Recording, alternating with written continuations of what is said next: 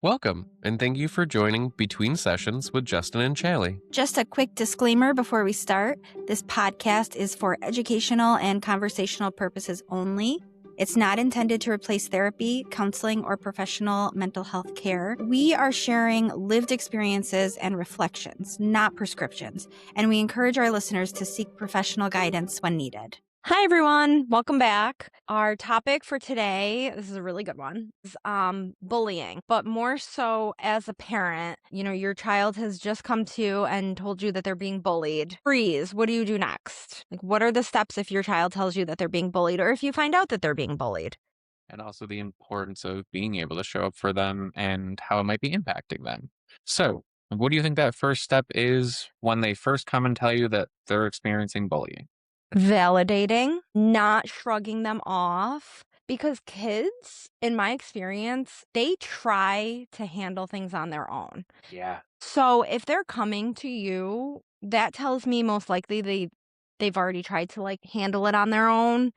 And for them to come to a parent, it's valid. So definitely just validating them, not giving them the old bullying builds character, you're fine. Because bullying is so much different today than it was back when we were young or when our parents were young. It's a different world. And it does not just happen at school or in person. There's a whole nother layer now because it is on the phones, it's on the internet, it is everywhere. You can't really escape it. Mm-hmm. Yes. Okay. So what do you think? I'm going to quiz you. Ooh. Top 2 apps for bullying. Cringe when I think about it, but probably Snapchat. Snapchat, yeah.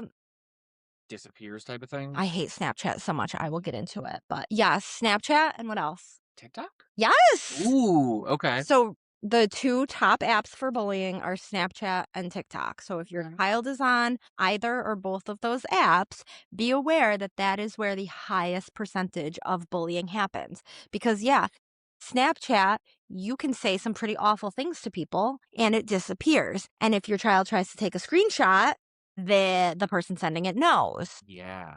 That's what I was just thinking is you can't even really feel safe in taking the evidence because then there can be those repercussions even from that socially. Not that there's repercussions from taking a screenshot, but then the person knows they're so informed.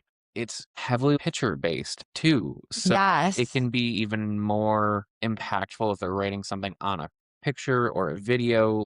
Home a little bit. I've had teens tell me that they will take pictures of them randomly, at the bus stop, or I know they're not supposed to have their phones in class, but random unflattering photos in the hallway.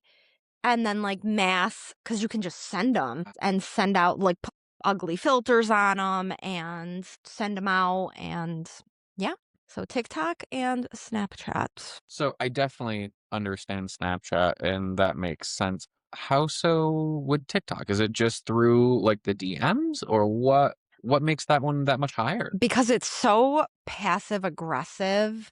You can be so passive aggressive on TikTok. Posting something or reposting something. Yes. Yup. Where it's cryptic. So I know it's about me. Everybody knows it's about me, but if I take a screenshot of it and try and show it, it's that's just a trend. That's just a TikTok trend. It's not about anybody. It's easy to deflect. Yes. Oh, I did not think about that because I was just thinking through DMs or something, but that can be through any platform. So I didn't think about the subtle passive posting. That's so interesting. Yeah. So first step is to validate. It is no longer through AIM. Oh my God, I know. Do you remember we'd put up the cryptic away messages? But also I do want to point out too that when our parents were younger, when we were younger, bullying stayed in school. Yeah. Right? Escape it. You can escape. You can I got bullied all day, but I could go home and, I got a little bit over instant messenger, but, So you could walk away from the computer. Right. It's in your pocket. You're getting notifications. Oh. Because I wasn't on my computer because we had dial-up. You can't be on the computer because you're taking up the phone line, right? So, but now these kids have cell phones and they can't escape it. It's constant.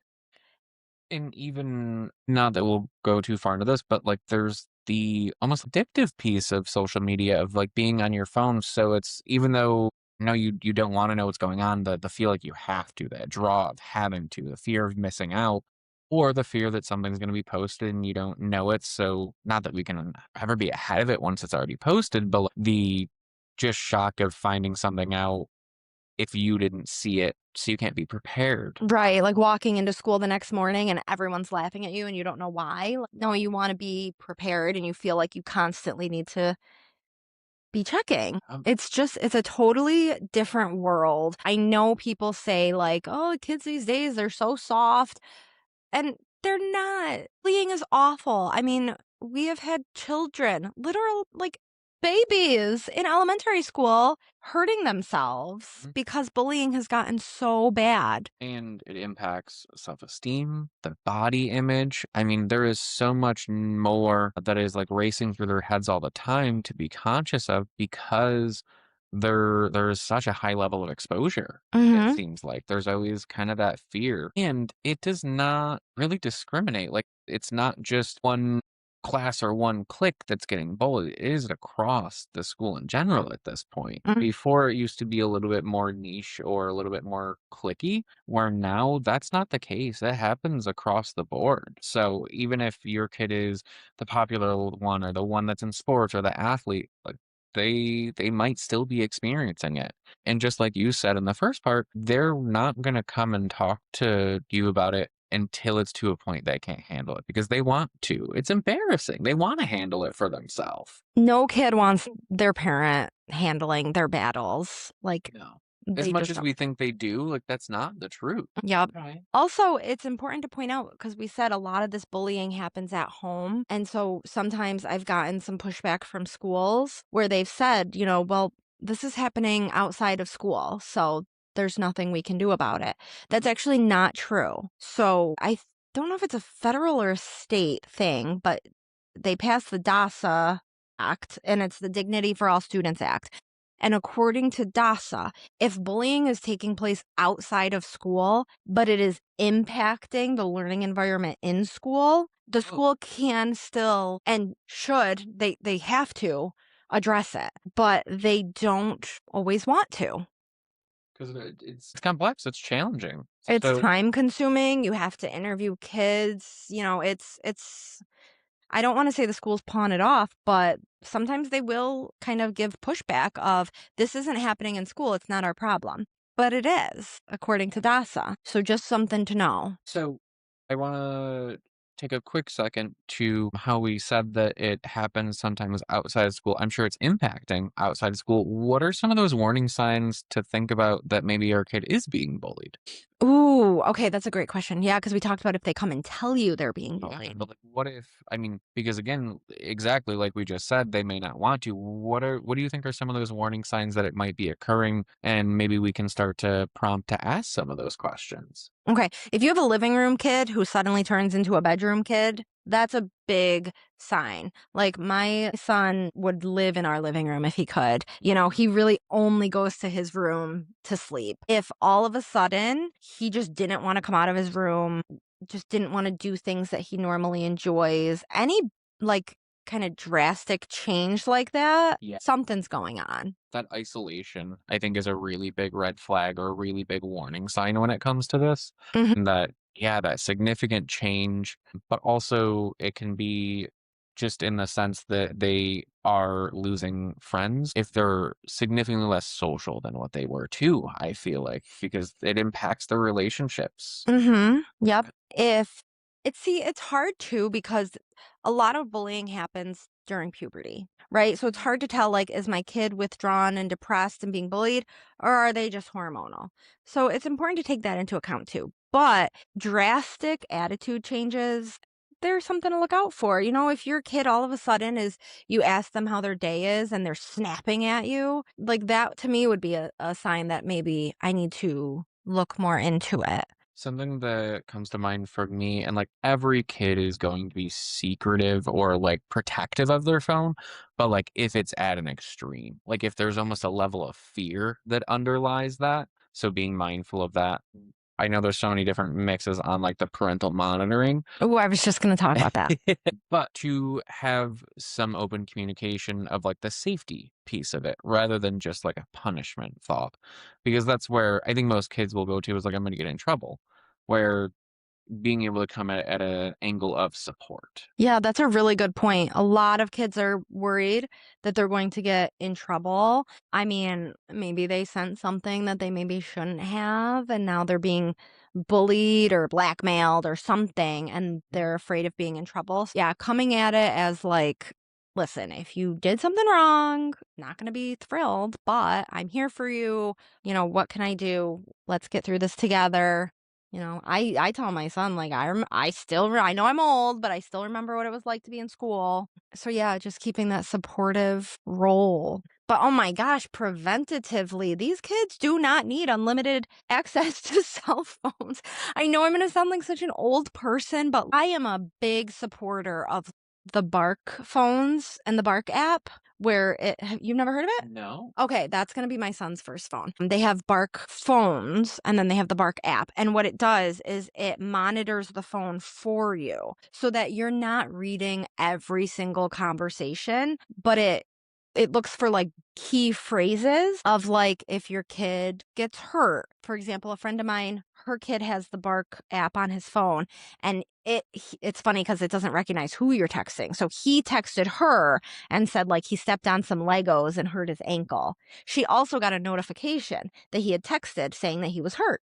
Huh. So it kind of notifies you of like those key phrases, like anything sexual, bullying, and you can adjust it. You can adjust like the sensitivity of it. Okay. So, for someone young, you want all of it. I am a huge advocate of that. I think, cell phones are a privilege for kids. And if they want a cell phone, they need to agree that, I'm monitoring it. So this comes with a sense of there's a respect that goes with it too, because we can do some damage if completely unsupervised or maybe I know I didn't really have a lot of understanding of the extent of what could happen because I got a cell phone and it was when cell phones were just becoming like smartphones. And my parents aren't up to date on everything that it could do, but like we're learning.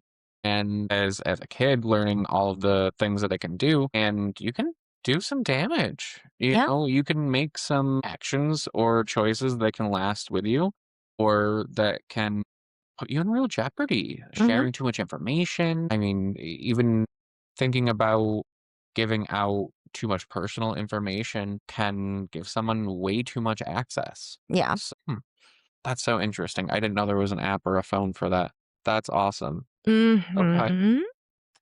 Right now, my son has Kids Messenger through Mhm. Facebook, and that actually has parental controls as well. I know this because he tried to send a picture to his grandmother of him mooning her, and it blocked the picture, and it sent me a notification that he was sending inappropriate pictures. So we had to have the talk of like, it doesn't matter. I mean, he was like 4, but still, I'm like, that was a really good segue of like, Ah. hey, it doesn't matter because this stuff stays on the internet, even if you're just being silly with grandma. Like, so I am all about the monitoring. I don't think kids should have free access to cell phones at all, but I also, I knew what I did on my cell phone and And you can work to earn those privileges Mhm. too, of more and more independence and more respect. So that can also be a reward system too of that positive reinforcement Yep. sense. Okay. So either your kid tells you they're being bullied or you investigate and find out yourself that they're being bullied. We've established child being bullied. What do we do?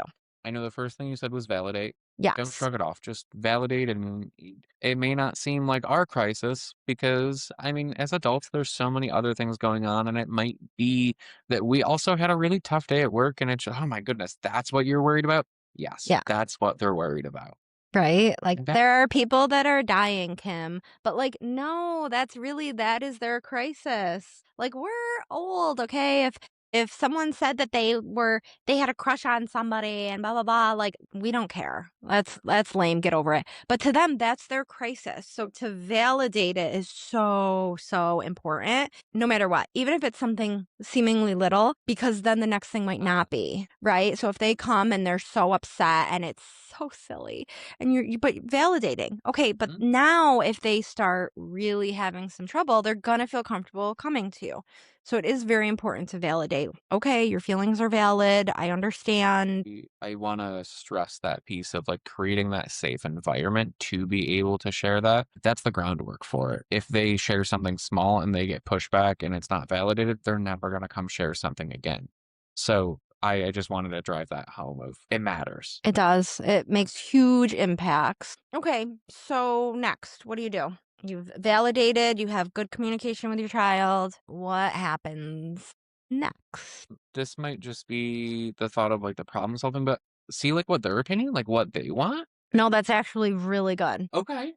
because they're coming to you and the mama bear in me is like, right? Like, I will go down to that school, but you got to take a step back and see, like, okay, you're involving me. How can I help? What do you want me to do? You want me to go crazy and go down to that school and make people cry? Like, what do you need from me? And yeah, figure it out. Also, what is the extent? Is it something that's minor that maybe you could give them techniques of how to handle it themselves? Is it something bigger where you have to say like, okay, I do need to involve myself and get other people involved? So you really need to listen to what they're saying and figure out if you have the option to ask them what they want. Because some things definitely, yeah, like how can I help you with this? Do you want me to come up with a few different solutions and we can brainstorm?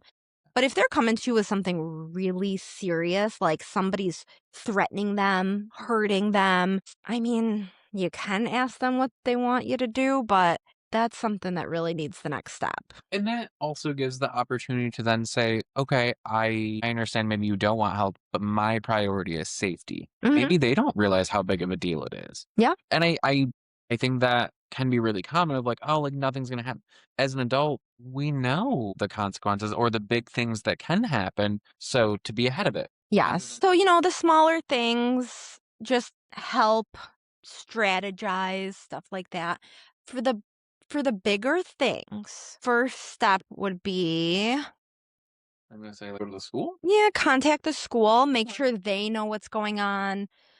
Talk to, someone. You can talk to a teacher, but I would talk to someone who's more versed in bullying. So perhaps social worker, counselor, principal, someone a little, not that teachers aren't versed in bullying. They have a lot to do. Like they're directly involved in the day to day. Like they have a lot to do and like the social worker, counselor, like that's their job. Like when I was a school social worker, like that was a big part of my job. So Yeah. they're going to want to know because then they can decide, okay, like obviously we're going to get the teacher involved, but they can kind of decide where to go from there. Mhm. Okay, so yeah, call the school, talk to someone. I always suggest the social worker, but that's just me because I was a school social worker. I think a big piece of just starting that paper trail, like making people aware as well, like within the school. Okay, so you said a really good point Yeah. is because we said call the school. My next thing was going to be follow up with an email because unfortunately, yes, you do want a paper trail. So I would call and speak to someone, get their email, and send a follow up email right away and just say, like, thank you so much for discussing this. Summarize what you talked about and say, like, I'm looking forward to hearing from you on what we can do to fix this. Yeah. Something like that. So you do have a paper trail. And it helps on both sides. It helps you create that paper trail on their end. It's a nice reminder because they're getting so many phone calls in a day, especially that summary piece. Mm. Rather than just the here, this is my name, what are we gonna do? The summary of it so that it stays on their radar. It's something they can reference back to because not everybody writes notes down for every phone. It gives some concrete evidence of what you guys talked about what the thoughts or even expectations are. Another thing you will want to suggest to your child that they keep a journal. Well, like a log of instances where it happened. So that way you can kind of see when it's happening, who is mostly doing it, because it's not always one person, and you can see, is it getting better? So I would recommend, if it were my child, I want you to keep track. Now listen, if you're in the middle of just being tortured and bullied, pulling out a journal and starting to write, probably not the best idea, but make a mental note, and then when you can, just jog down like, okay, this happened during second period, it was this person, and this is what happened. The other piece of that, like, yeah, it helps keep that log. It helps you feel a little bit more empowered too. So it helps you out of a situation that you can feel completely out of control in. It can help you take some bit of control in that. Yeah. I would not have thought of that to exist within the bullying realm. Yes, and to keep some control is so important, because a lot of times when children spiral and they self-harm or worse, it is because they have zero control over the situation. And then we see things like self-harm because that's the only thing that they have any control over. So you really want to keep that control piece as much as possible. Okay, so you've talked to the social worker, your kid's keeping a log. What now? Follow up? Yeah. Okay. Follow up. That might be all you have to do. Okay. Right? Like your kid might come home a week later and say, hey, everything has really settled down. Everything is good. Yeah. And then ta-da, you're all done. So yeah. Doesn't. So what if it doesn't? What do you do next? Right? So you follow up. So I would definitely reach back out to whoever you spoke to. Obviously give it time. I mean, trust me, I would go down there and like want to just smack some people around and make it stop right then and there, but they're not going to. So understanding, like, give them a week, maybe a week. Okay. And then follow up and say, hi, I'm just wondering what's going on because my child's not seeing a decrease in any of this. So where are we at? And then that's when you might have to start pushing a little bit more. So if they say, oh, well, we've talked to the kids, but they are saying that this isn't happening or something, just really advocating for your child and pushing back. At that point, I would ask them who the DASA coordinator is. So this is when I start getting really into DASA. I want to give the school the opportunity to fix things on their own, but things can also escalate very quickly. And like we said, if your child's already coming to you telling you about it, you want to kind of be on top of it. So that is when I would ask who the DASA coordinator is. I would want to speak to them and I would kind of relay, like, this is what's been going on. I reported it. We're not seeing a decrease. What happens next? And see what they have to say. I have gotten some weird pushback from schools when I've called on behalf of one of my clients. I had a school tell me that only the student being bullied can fill out a DASA report. That is not true. So it's really important, if you are a parent, familiarize yourself with DASA, because anyone can do a DASA report. You can do it anonymously, and the school has to provide you with a way to do that report. So if there's not a link on the website, then you are calling and you're asking for the DASA coordinator and you're asking them how to fill out a report, and do not do it over the phone. You want it in writing. If you have to email it, that's fine. But again, you want that paper trail, because what a DASA report does is it triggers an investigation, I think by the state? I'm not really sure, but someone outside the school gets involved, and they then kind of keep track of, okay, what are you doing to make sure this doesn't happen? So it's a pain in the butt for schools. I know there's going to be administrators that are going to watch this and be like, oh no. But like I said, always give the school the opportunity first. But that's what it's there for. DASA was created because we were having kids kill themselves from bullying. So it's a serious topic and we need to treat it as such. The like research thought part of me is then also, the more that this is reported, the more that there is awareness around this and we know the severity of it. We are not taking those actions of getting the school involved, if it doesn't go anywhere with the school, getting DASA involved. It goes underreported and we don't know how big of a issue it is. When this is clearly proven to be a bigger issue, I still think it's probably underreported though.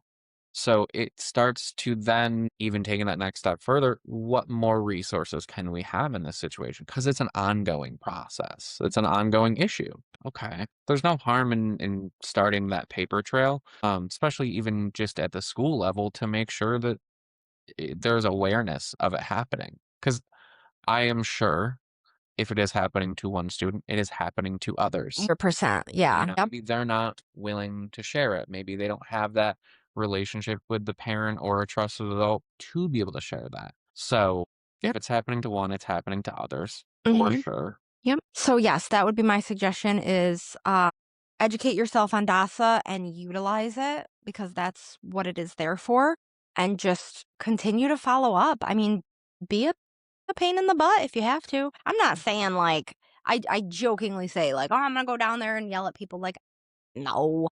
You got to be respectful, professional, but absolutely follow up. Like, be a respectful pain in their butt if you have to. And just also continuing to validate and give your child tools to handle it. The more that they are aware of how to handle the situation, the more problem solving and more empowered they're going to be. It's also going to help build that relationship for them to know when it is beyond what they can handle and when they need to reach out for that help also. It's just kind of planting that seed.